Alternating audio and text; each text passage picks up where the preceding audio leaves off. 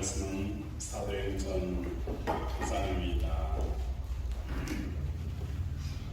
사도행전 9장 10절에서부터 22절 말씀까지 우리 한 절씩 교독합니다.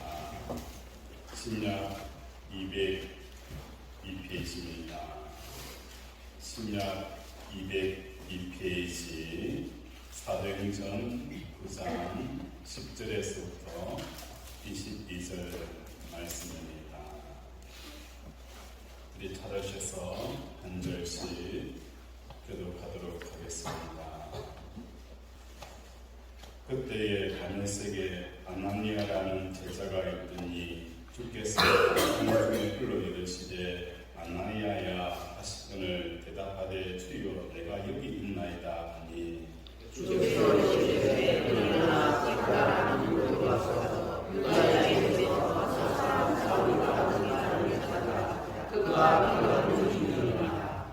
그가 아나니아라는 사람이 들어가서 자기의 안수하여 다시 오게 하는 것을 보았느니라 하시거늘 아나니아가 주여 그 사람이 그래요 내가 이 사람에게 있사옵니다. 그가 예루살렘에서 주의 증인들에게 듣지 않는 일을 하나니. 여기서도 주의 이름을 부르는 모든 사람을 들박할 권한을 대제사장들에게 받았나이다 하거늘 주께서 내가 한 사람은 내 이름을 하늘과 인물과 이스라엘 사람들에게 내가 그가 내 이름을 위하여 얼마나 고난을 받아야 할 것을 내가 그에게 보이리라 하시니 아나니아가 그날 그 집에 들어가서 그에게 하사하여 그에게 사울아 주 곧 내가 보는 길에서 만나셨던 예수께서 나를 보내어 내 의로 다시 보내시고 주님께 하나님께 즉시 사울의 눈에서 핀을 닦은 것이 벗어져 다시 보게 된지라 일어나 세례를 받고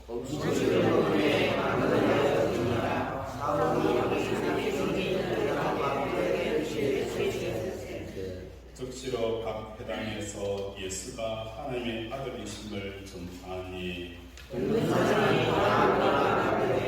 사람이 여기 또 그들을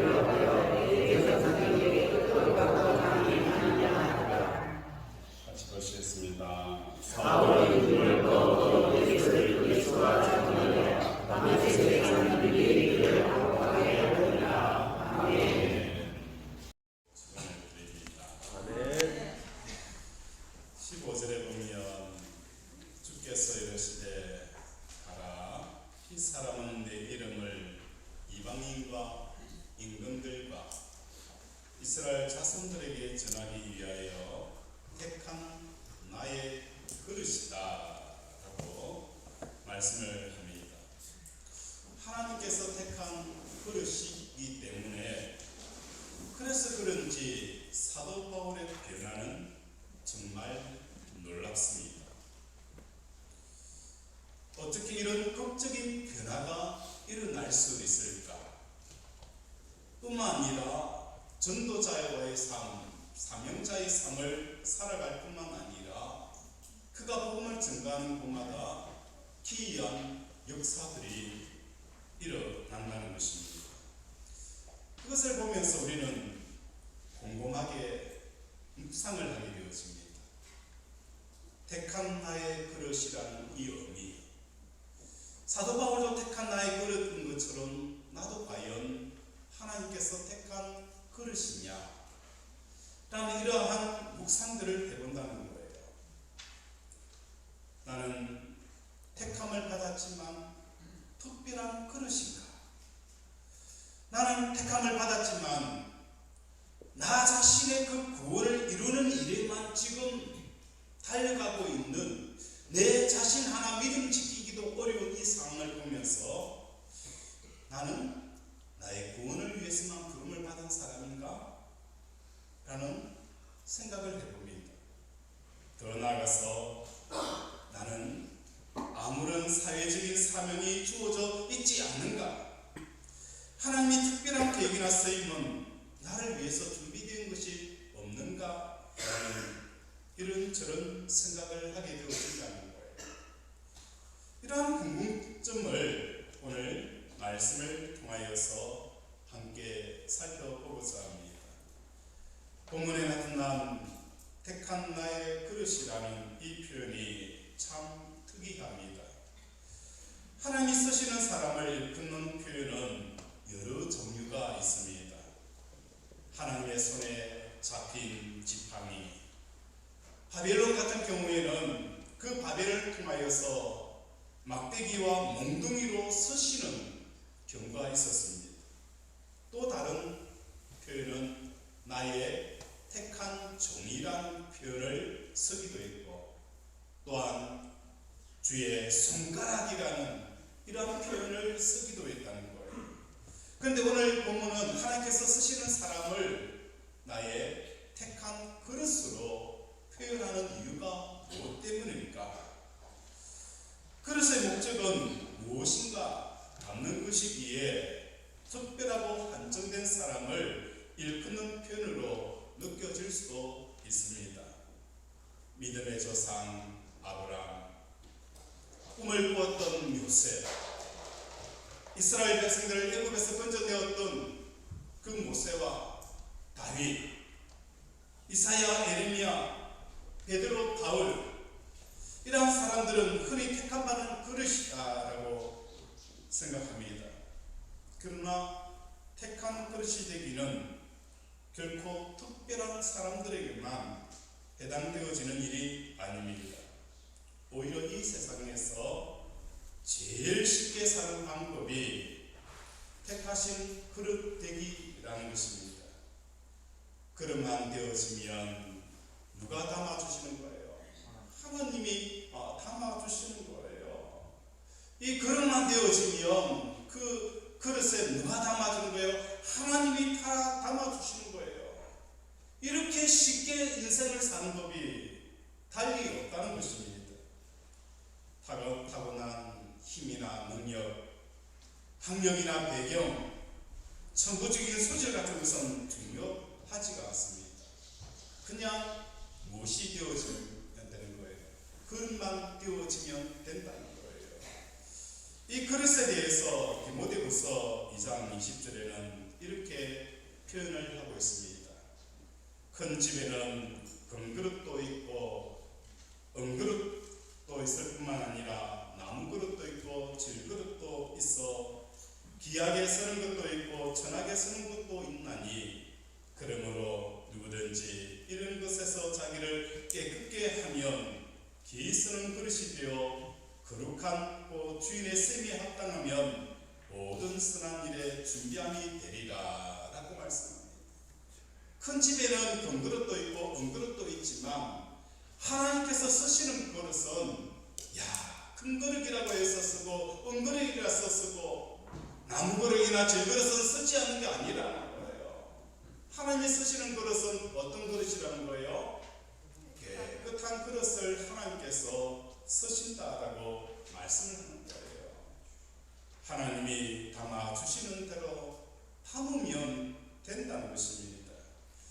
오늘 본문은 다메섹 도상에서 회심한 사울이 초대교회 공동체 속으로 들어오는 상황을 기록을 하고 있습니다. 사울의 교회에 들어오는 이 과정은 성도들과의 교제를 통하여서 이루어진 게 아닙니다.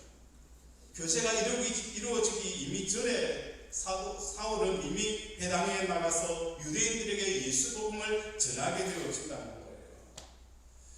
사울은 입 밖으로 말하지 않으면 도저히 견딜 수 없는 내용이 그 다메섹 도상 예수 그리스도를 만나고 나서 그 마음에 채워지게 되어진 거예요.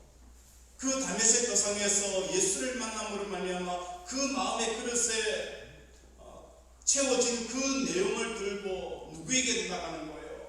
이방인들과 유대인들과 또한 사람들 만나는 곳마다 무엇을 전하는 거예요? 자기 속에 담겨져 있는 그 내용을 전하는 이 놀라운 역사들이 일어나게 되어졌다는 거예요.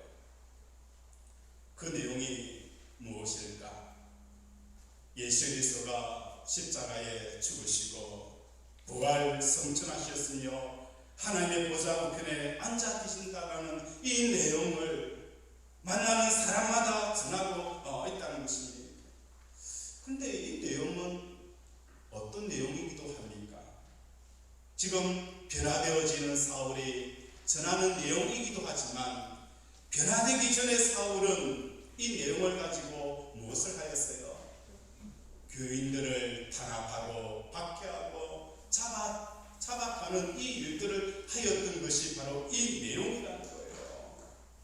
사도 사울에게 있어서 예수 그리스도는 어디서 끝이 나야 되는 거예요? 야, 하나님의 아들이라는 저 예수를 십자가에 못 박아 죽임으로 이제는 예수 그리스도의 모든 것이 끝이 나야 되는데 거기서 끝이 나는 것이 아니라 이어진다는 거예요. 십자가에서 예수님이 죽으실 뿐만 아니라 그 죽으셨던 예수 그리스도가 부활하시고 성천하셔서 하나님의 보좌 우편에 앉아 계시다라는 이 내용을 초대교회 성도들이 입에서 입으로 목숨을 내어놓고 증거하는 그 내용을 듣고 사울은 뭐 하는 거예요? 이런 일들이 어찌 있을 수 있느냐? 어떻게 사람이 다시 살아날 수 있으며 저주를 받은 그 예수가 다시 하나님 우편에 앉아 있을 수 있느냐? 있을 수 없다라고 초대교회 성도들을 박해하였던 그 내용이라는 것입니다. 초대교회 성도들이 목숨을 내어놓고 이 예수 그리스도의 십자가 사건을 전가한 이유가 무엇 때문입니까? 예수님이 하늘로 올라가셔서 하나님 보좌 우편에 계신다는 것은 왜 그들이 목숨을 내어놓고 그렇게 전한 이유가 무엇 때문입니까? 예수 그리스도가 십자가에 죽으시고 부활하시며 성천하셔서 하나님의 보좌 우편에 앉아 계시다라는 것은 왜 그렇게 그들이 열을 토하여서 전가한 이유가 무엇 때문입니까? 성도 한 사람 한 사람이 예수 그리스도의 십자가의 죽음과 부활과 성천을 통하여서 믿음 안에 있는 성도들은 예수님과 함께 십자가에 죽을 뿐만 아니라 부활 성천하여 하나님과 함께 거하는 이 놀라운 역사들을 우리 성도들도 함께 동참할 수 있다는 것을 증거하기 위해서 그들은 그들의 목숨을 내어놓았다는 거예요. 오늘 우리 사랑하는 권속들의 삶 가운데 사도 바울은 우리에게 이렇게 말씀합니다. 예수 그리스도가 다시 사신 것이 없었더라면 세상에서 가장 불쌍한 사람들이 누굽니까? 바로 우리들이라는 거예요. 오늘 예수 그리스도의 부활이 없다면 세상에서 가장 불쌍한 사람들이 우리들이라는 거예요. 사도 바울이 예수 부활을 전가한 이유가 무엇 때문입니까? 예수 그리스도의 부활을 통하여서 우리도 이 땅에 살아가고 있지만 예수님과 함께 하나님의 나라에 임하게 되어지는 그 놀라운 역사들이 일어난다는 것을 우리에게 말씀을 합니다. 성경에서 애굽을 구한 사람이 누구입니까? 요셉이라는 사람입니다. 이 요셉이라는 사람이 애굽을 구할 뿐만 아니라 애굽의 그 모든 문제들을 해결하였던 그 키워드를 가진 사람이 요셉이었습니다. 요셉이 어떻게 구할 수가 있었어요? 바로의 꿈에 7년의 풍년이 임할 것이다. 그리고 그 풍년 뒤에 7년의 흉년이 임할 것이다라는 그 꿈을 꾸었습니다. 이 꿈은 아무도 해석을 할 수가 없었어요. 어떤 술객과 박사도 해석을 할 수 없었을 뿐만 아니라 이 7년의 흉년을 어떻게 다루어야 되는지를 알지 못했다는 거예요. 외국에서는 대한민국을 이렇게 표현했습니다. 급속한 경제 성장을 이룬 대한민국을 보며 너무나도 빨리 산피인을 터뜨렸다라고 표현을 합니다. 더 이상 경제적인 성장이 멈춰져 버리고 차츰차츰 뒤로 물러가는 이런 현상들이 일어난 것은 너무 빨리 삼킨을 터뜨렸다는 거예요. 오늘 이 땅을 살아가는 나라뿐만 아니라 개인도 마찬가지입니다. 이 7년의 흉년을 어떻게 다뤄야 되는지를 아는 사람이 아무도 없다는 거예요. 그래서 갑작스런 부자가 되어지고 많은 수입이 이르게 되어지면 그것을 통해서 결국은 그 회사가 더 빨리 망하게 되어지는 결과를 가져왔다는 거예요. 개인도 가정도 국가도 마찬가지입니다. 더 나아가서 7년의 흉년을 어떻게 다스려야 되는지, 지금 가정이 어렵고 힘들 때에 이 어려운 가정을 어떻게 지나가야 되는지, 그 과정을 몰라서 사람들이 넘어지고 실패하게 되어진다는 거예요. 그런데 요셉은 어떤 사람이었습니까? 그 마음이 하나님과 동행한 사람이었어요. 하나님께서 요셉에게 이 일생의 문제들을 해답을 주시고 지혜를 주시고 총명을 주셨다는 거예요. 그래서 이 흉년에 잘 다스리게 하고 흉년을 넘어설 수 있던 비결은 하늘이 요셉에게 열려 있었기 때문이라는 거예요. 사도 바울이 왜 그렇게 예수 십자가의 죽음과 부활과 승천을 말씀하였고 초대교회 성도들이 예수 십자가에 죽었을 뿐만 아니라 부활하고 승천하였다라는 이것을 목숨을 내어놓은 가장 중요한 이유가 무엇 때문인 거예요? 오늘 성도들의 삶 가운데서도 요셉이 느꼈던 그 하나님의 음성과 인도하심을 경험할 수 있기 때문이라는 거예요. 이것을 경험하는 저와 여러분이 되어지기를 주님의 이름으로 축원을 드립니다.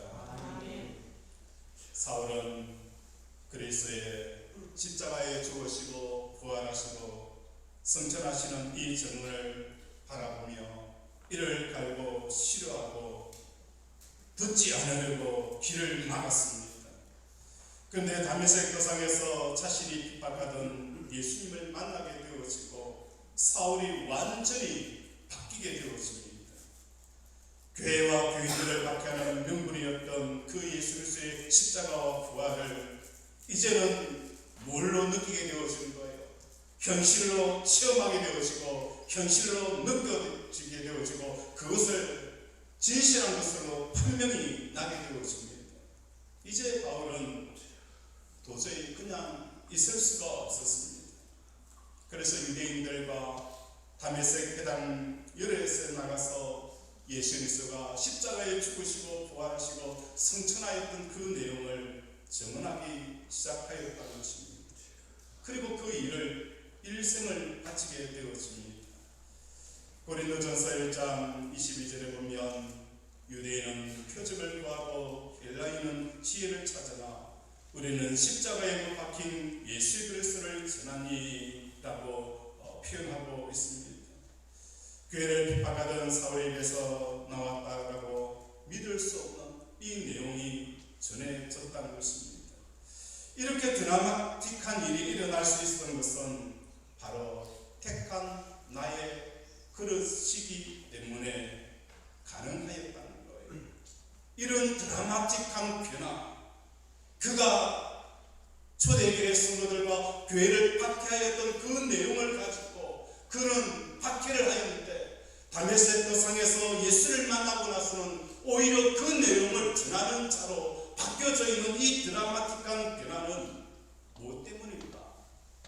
오늘 15절에서는 그는 나의 택한 그릇이다 라고 표현을 하고 있기 때문입니다. 사울의 그릇이었기 때문에 무엇이 당기느냐에 따라서 이렇게 극적인 변화가 일어날 수가 있습니다. 그렇다면 핵심을 통하여서 사울에게 일어난 변화에 대해 구체적으로 우리가 생각해 보기를 원합니다. 사람의 인격을 그릇이라는 관점으로 볼 때에 대전제 하나 원칙이 있습니다. 그릇은 열린 부분이 위를 향하고 있어야 무엇이든지 담을 수가 있습니다. 이것은 너무나도 상식적이고 쉬운 표현입니다. 그러나 무척 중요한 사실이기도 합니다. 한 사람의 인격이 그릇이 되기 위해서는 반드시 위를 향하여 열려 있어야 합니다. 그릇의 입구가 위를 향하지 않은 상태란 그릇이 어떤 상태입니까? 엎어져 있는 상태예요. 그릇이라는 것은 그 열려있는 입구가 위를 향하여 있을 때에 뭡니까? 열려있는 것이지, 만약에 이것이 밑을 향하게 되어지면 이것을 엎어진 그릇이다라고 표현을 합니다. 그릇이 엎어져 있으면 아무것도 무엇인가 담을 수가 없다는 거예요. 예수님께서 다메섹 도상에 나타나셔서 사울을 만나기 저는 바로 사울의 상태는 엎어진 그릇이었습니다. 회개라는 것은 엎어져 있는 그 그릇을 바로 세우는 것이 바로 회개라는 것입니다. 그래서 엎어져 있는 그 사도 바울의 그릇을 다메섹 도상에서 예수님께서 그 그릇을 하늘 향하여 입구를 열게 하셨습니다. 엎어진 그릇에는 무엇을 담을 수가 없습니다. 그릇을 엎어 놓았을 때는 서지 않거나 설거지를 할 때에만 그릇을 엎어 놓는다는 거예요.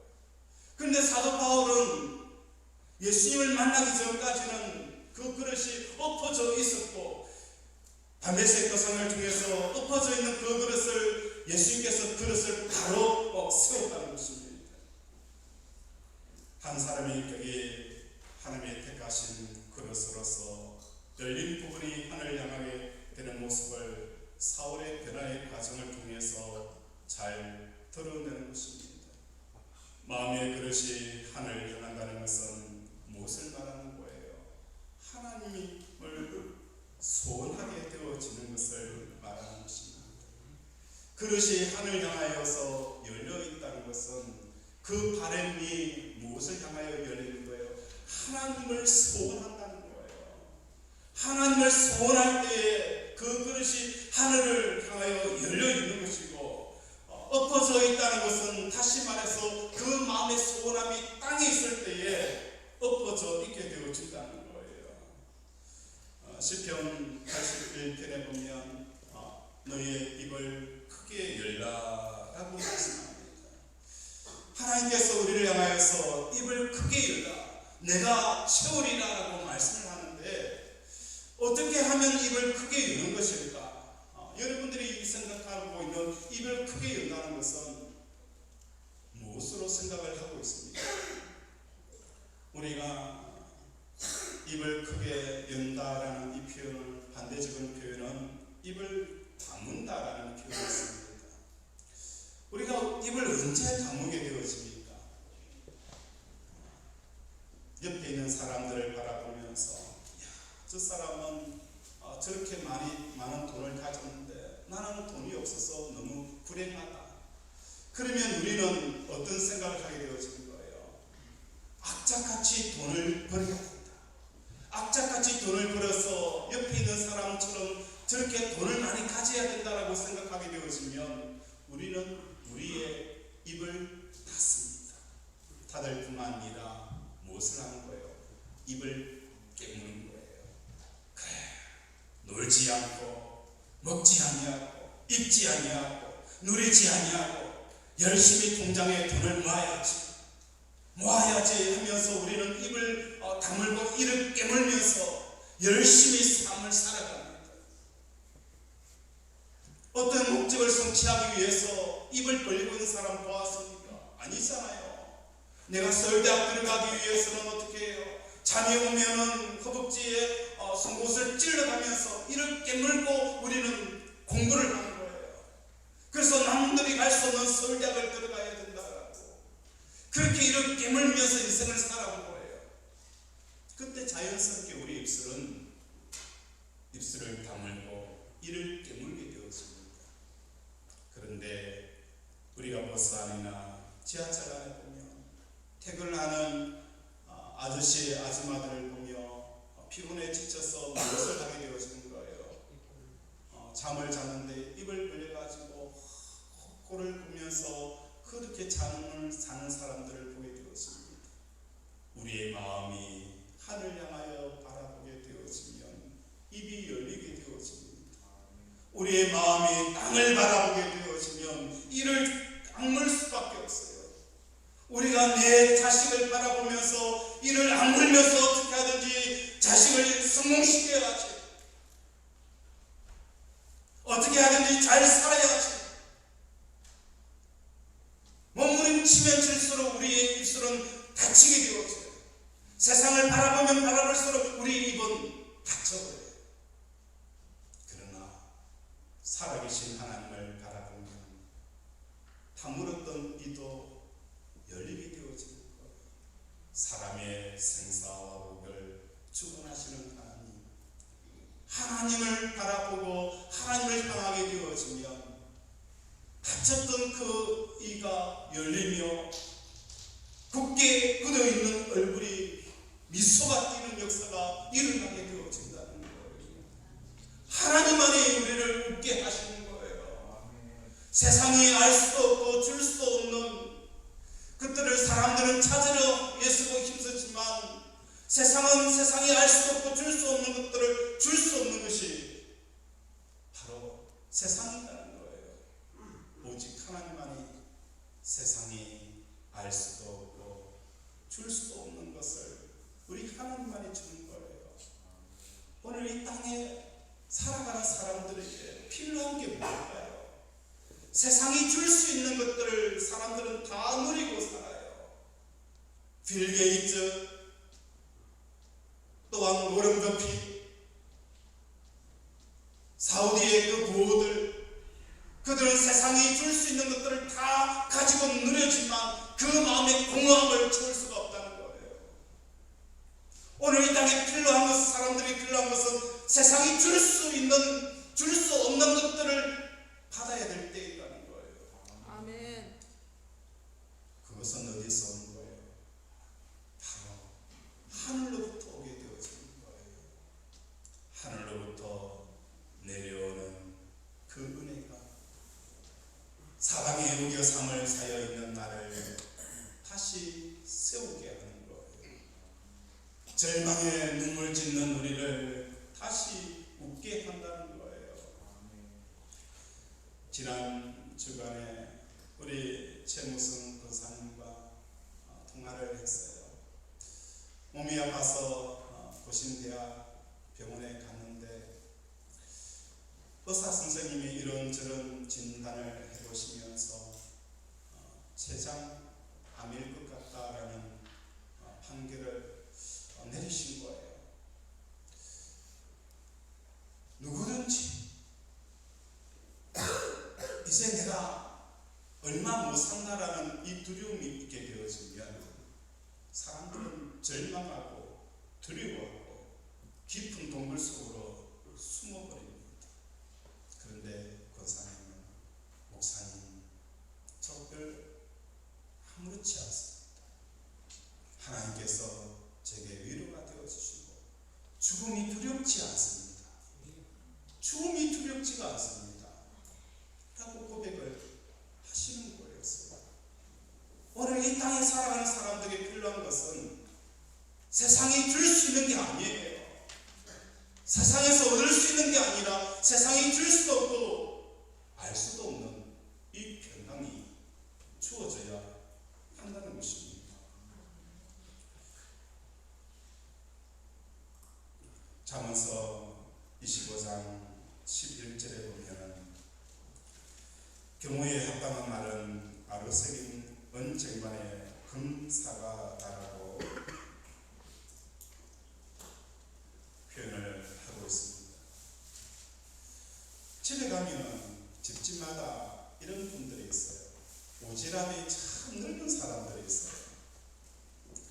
손자, 손녀, 또 친척의 아이의 생일과 또 여러 가지 선물들을 꼬박 챙겨주고 그 아이들이 자랐을 때에 등록금이나 이런 것들을 챙겨주는 그런 오지랖 넓은 사람들이 있잖아요. 근데 나중에 보면은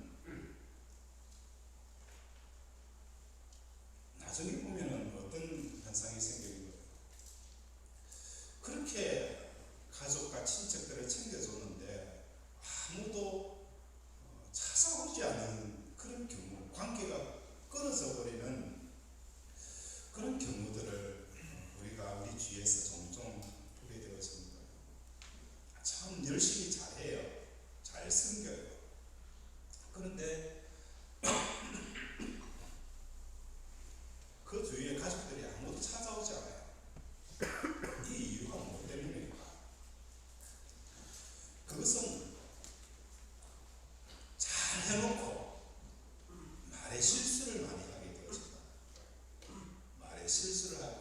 상처를 주게 되어지면 그렇게 수고한 것들이 관계가 다 깨어지는 경우를 보게 되어진다.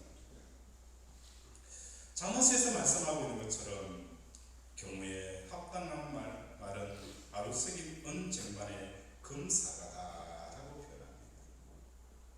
우리가 하나님의 그릇이 되어져서 하늘을 향하게 되어지면 어떤 말을 해야 되는지 그 말이 내게서 나오는 것이 아니라 하나님께서 나오게 되어지면 은쟁반의 금사과처럼 관계가 회복이 되어질 역사가 일어나게 되어지는 거예요. 말뿐만 아니라 우리의 행동과 선택도 마찬가지예요. 왜 우리 주위에 나만 남아있는 이유가 무엇 때문일까요? 그것은 하늘로부터 오는 그 마음과 생각과 하나님의 뜻을 우리가 깨닫지 못하고 내 감정에 이끌려서 말을 해버리기 때문에 일어나는 결과들이라는 거예요. 오늘 우리 사랑하는 권속들의 삶과 그릇이라는 것은 어려운 게 아니에요. 택한 그릇은 어려운 게 아니에요. 천부적인 능력이 있고 소질이 있어야 된다. 그래야 하나님 앞에 쓰임받는다. 아닙니다. 내 마음이 하나님을 소원하게 되어지면 이 열려있는 그릇 속에 하나님께서 빛처럼 우리의 심령의 그릇에 하나님의 생각과 말씀과 지혜와 권세와 능력을 부어주시는 거예요. 그것을 담고 담은 그대로 나가면 되는 거예요. 이처럼 쉬운 일이 어디 있습니까? 사도 바울도 마찬가지였어요. 그가 뭘 했습니까? 그릇만 엎어놓은 것을 바로 했더니 그 속에 하나님의 마음이 담기니까 이방인을 향하여 전도하고 복음을 전거하는 이 삶을 살았다는 거예요. 오늘 우리 사랑하는 권속들의 마음의 그릇이 엎어져 있는 그 그릇이 바로 세워지는 역사가 일어나기를 원합니다. 그리고 하나님의 마음이 그 그릇에 담기기를 원하고 하나님의 지혜가 담기기를 원하고 하나님의 생각들이 담겨져서 하나님의 뜻을 드러내는 저와 여러분이 되어지기를 원합니다. 사울에게 일어났던 이 일들이 우리 권속들의 삶에도 일어나기를 원합니다. 가정 안에서도 마찬가지입니다. 한 가정의 부모가 택하신 그릇인지 아닌지를 어떻게 알 수 있을까? 자녀들 앞에서도 하나님을 소원하는 사람이라면 그런 못한 거예요. 하나님께서 택한 그릇이라는 것입니다. 그릇에 열린 부분이 위를 향한 상태이기에 자녀들과 관계함에 있어서도 하나님의 뜻과 지혜를 받게 되어지는 거예요. 지금 자녀와 이야기를 하고 있지만 마음의 그릇이 어디를 향한 거예요? 하나님을 향하여 열려 있는 거예요. 하나님을 소원한다는 것은 자식과 이야기를 하고 자식의 성적표를 가지고 이야기를 하고 있는 동안에도 뭐예요? 왜 이번에 3등 되었느냐? 지난 시험에는 1등인데 왜 3등 되어졌느냐라고 이야기하고 있으면서도 마음에는 뭘 하는 거예요? 전에는 그릇이 엎어져 있을 때는 자녀가 1등 되어져야 마음에 기뻤을 텐데 이제는 뭘 하는 거예요? 그릇이 엎어져 있는 그릇이 바로 세워졌다는 것은 자녀가 1등 하든 3등 하든 그걸 기쁨으로 삼지 않겠다는 것이 그릇이 바로 세워져 있는 상태라는 거예요. 한 달의 수입을 계산하면서 우리가 얼마나 벌었느냐? 그릇이 엎어져 있는 상태는 그 수익 들어온 것 때문에 기뻐하고 마음에 행복했는데 이제는 수입이 들어오고 적고 많고 상관없이 하나님을 기뻐하다 보니까 그 수입에 대해서 별 그렇게 신경 쓰지 않는 것이 뭐예요? 그릇이 하늘 향하여서 열려있는 상태라는 거예요. 배우자를 대할 때도 마찬가지입니다. 엎어져 있는 그릇은 배우자를 바라보면서 어떤 생각을 하는 거예요? 당신이 이렇게만 해준다면 내가 정말 좋겠는데, 당신이 이렇게만 조금 도와준다면 나는 정말 행복할 텐데, 이 그릇은 엎어져 있는 그릇이에요. 배우자가 이렇게 하든 저렇게 하든 상관없이 하나님을 기쁘게 하면은 그 그릇이 어떻게 엎어져 있는 그릇이 바로 펴지게 되어지며, 배우자와 이야기하는 그 사이에도 그 하늘 향하여서 열려있는 그릇 속에 무엇이 담기는 거예요? 남편을 향한 하나님의 생각이 빗물처럼 뚝뚝 떨어지는 거예요. 남편의 그 생각을 그 그릇에 담기는 거예요. 그러면서 남편이 가지고 있는 그 고통과 아픔, 아내가 가지고 있는 그 인생의 무거운 짐들이 보이는 거예요. 그러면서 남편을 향한 그 긍휼한 마음들이 생기고, 사랑과 용서와 참아주고 인내하고 기다려주는 이 마음이 나를 통해서 나타나게 되어지는 거예요. 하나님의 택한 그 그릇을 통해서 가정이 회복이 되어지는 거예요. 남편이 회복되어지고 아내가 회복되어지고 자녀가 회복되어지는 역사가 일어나는 거예요. 교회 안에서도 마찬가지예요. 교회 안에 이런저런 문제가 있지만 엎어져 있는 그릇은 하나님의 생각을 들었지 못하는 거예요.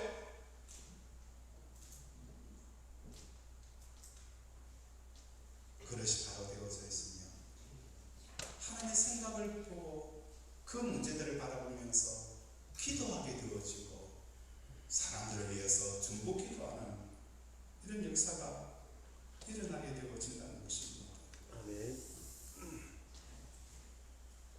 택하신 그릇이라 할지라도, 우리는 하나님의 택하신 그릇이라 할지라도 우리의 그릇이 이때까지 엎어져 있었어요.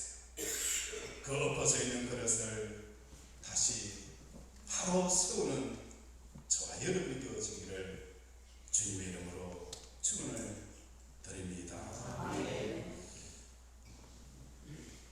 오늘 본문 가운데 하반절에 보면 다메섹의 아나니아라는 제자가 환상을 보고 사도 바울에게 찾아가게 되어집니다.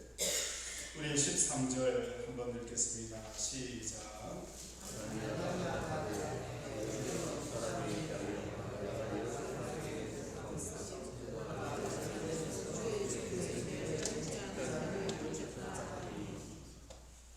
13절에 보면 우리에게 특별한 말씀을 하고 있습니다. 아나니아라는 사람이 하나님을 향하여 그릇이 열려있다 보니까 그 마음의 그릇에 뭐가 들어오는 거예요? 하나님의 생각이 아나니아의 마음의 그릇에 담기게 되어지는 거예요. 어떤 생각입니까? 아나니아야, 저곳에 가면 사울이라는 사람이 있을 텐데 그 사울에게 가서 안수기도 하라라는 메시지를 듣게 되어지는 거예요. 그러니까 아나니아가 하나님이 무슨 말씀입니까? 주여, 이 사람에 대해서 내가 여러 사람에게 들었사온즉 그가 예루살렘에서 주의 성도에게 적지 않은 해를 끼쳤다. 끼칠 뿐만 아니라 뭘 하는 거예요? 여기 와서 대제사장들에게 결박한 고난을 받은 사람이 바로 그 사울이라는 사람입니다.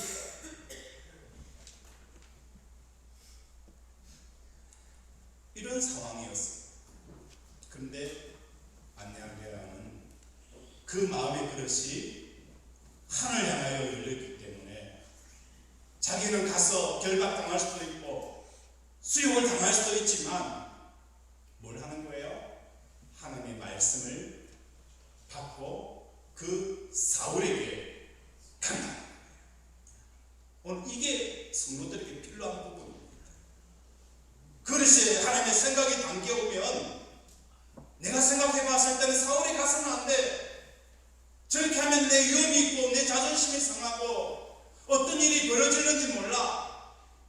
우리는 멈춰버리는 거예요. 더 이상 그 하나님의 생각을 가지고 이 아나니아처럼 사울에게 가지 않는 거예요.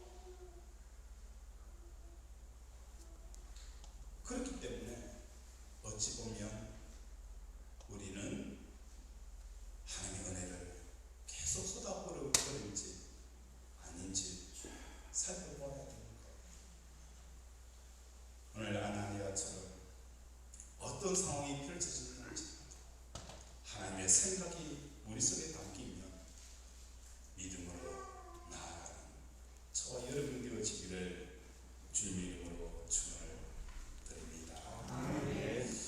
말씀을 생각하며 함께 기도하기로 합니다. 하나님, 오늘 나의 택한 그릇이라고 말씀합니다. 하나님을 향하여, 하늘을 향하여 하나님을 소원하지 않는 그릇은 닫힌 그릇이고, 그 속에 하나님의 생각이, 하나님의 능력이, 지혜가 마음이 담길 수 없어서 아버지, 우리의 삶이 지옥 같을 수밖에 없었습니다. 이제 우리 그릇이 하늘 향하여 열려있게 하시고 우리 입을 크게 여는 우리 고속들이 되길 바라고 주여 부르면서 기도합니다. 주여! 아버지, 우리의 삶이 여겨 주시옵소서. 우리를 여겨 주시옵소서. 사도 바울에 하여 나의 택한 그릇이라고 말씀하셨습니다. 아버지, 나의 택한 종, 나의 택한 그릇, 하나님 앞에 세워받기 위해서 그의 특별한 능력을 나타내고 하나님을 소원하고 하나님을 기뻐하고 이것이 택한 그릇이 되어졌으며 아버지, 이 변화의 삶, 놀라운 역사의 삶, 아버지 하나님 뜻을 드러내면서 그 삶을 살아갈 수 있는 우리 모습을 되게 도와주시옵소서. 사도 바울을 쓰셔서 우리를 사용하여 주시고 우리 원속한 사람 한 사람을 사용하여 주시옵소서. 아버지, 그래서 이 땅에 하나님의 생각을 마음껏 풀어드릴 수 있는 통로 역할들을 하게 하시고 또한 세상에 아버지 줄 수 없는 것들에 목말라하는 이 땅을 향하여 아버지 세상에 알 수 없고 줄 수 없는 것들을 줄 수 있는 그 통로로 우리들이 사용되어지게 하여 주시옵소서.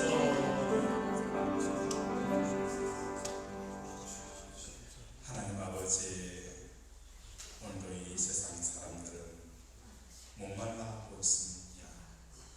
세상이 줄 수 있는 것들은 다 받았고 세상이 알 수 있는 것들은 다 가졌지만 그들은 여전히 인생이 공허하고 허무하고 기쁨이 없습니다.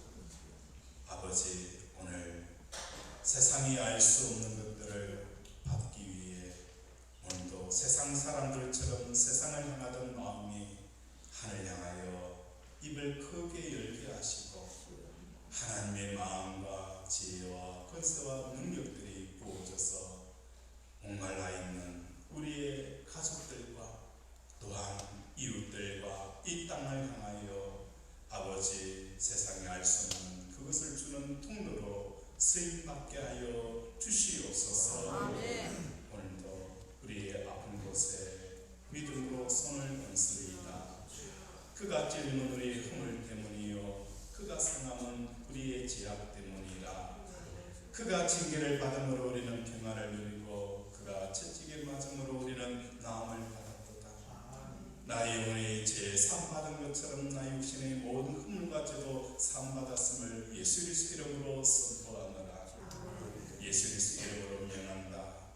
암덩어리는 녹아져 내릴지어다. 아멘. 지장은 치유될지어다. 아멘. 회복될지어다. 아멘. 관절염, 내부종, 우울증, 조울증, 주여. 혈관병, 갱년기, 부인, 불면증, 각종 암은 예수 그리스도 이름으로 명하노니 깨끗하게 치유될지어다. 아멘. 오늘도 우리를 치료하시고 회복해 하시며 또한 우리의 아픈 곳을 깨끗하게 낫게 하여 주심을 감사드리오며 예수님 이름으로 기도드립니다. 아멘.